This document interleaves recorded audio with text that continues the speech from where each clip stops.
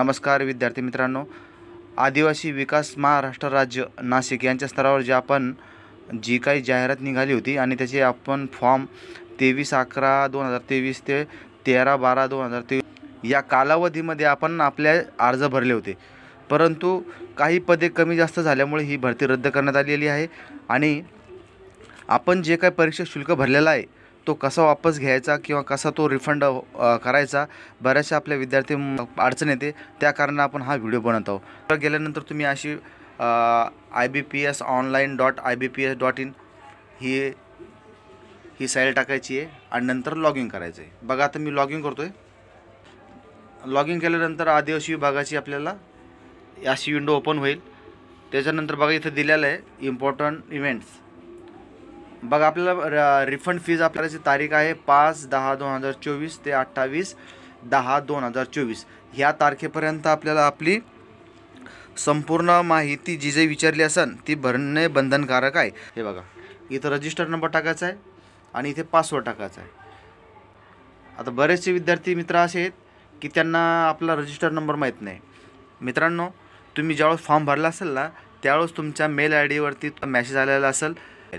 बघा इकडे बी त्यांनी असं काही फॉरगेट पासवर्डचं असं काही ऑप्शन दिलेलं नाही, त्यामुळे आता तुम्ही जर माहिती भरली तरच तुमचे पैसे रिफंड होईल, अन्यथा तुम्हाला भेटतात किंवा नाही याची गॅरंटी सांगू शकतात नाही। चला तर आता मी इथं लॉग इन करतो आहे। लॉग इन झाल्यानंतर अशी माहिती तुमच्या पुढे येऊन जाईल। तुमचं नाव येईल वरती, तुम्ही कोणत्या पोस्टसाठी भरला तर ते सुद्धा येऊन जाईल, आणि तुम्ही किती चलन भरलेलं तर किती परीक्षा शुल्क तुम्ही भरलेलं आहे ते पण तुम्हाला इथे दिसेल। बघा आता इथे खाली येतं बघा तुम्हाला बेनिफिशरी नेम दिलेला आहे।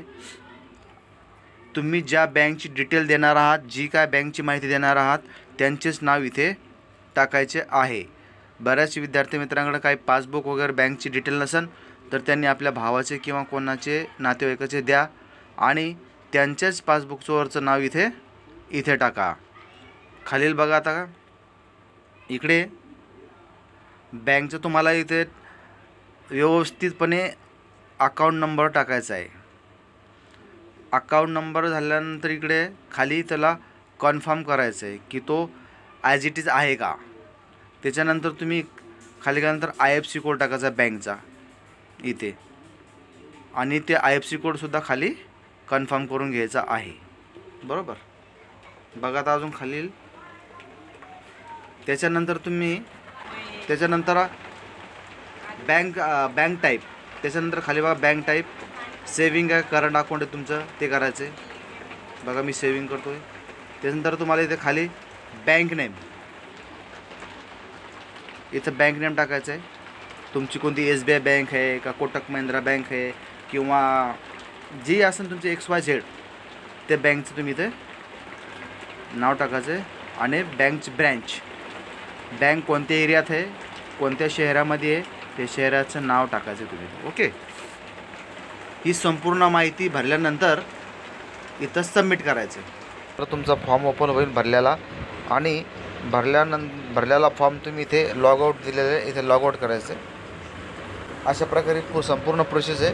तुम्ही 28 तारखेच्या आत लवकर करून घ्या। जर तुम्हाला आपली माहिती आवडली असेल तर आपल्या चॅनलला सबस्क्राईब करा, व्हिडिओला लाईक करा। धन्यवाद मित्रांनो।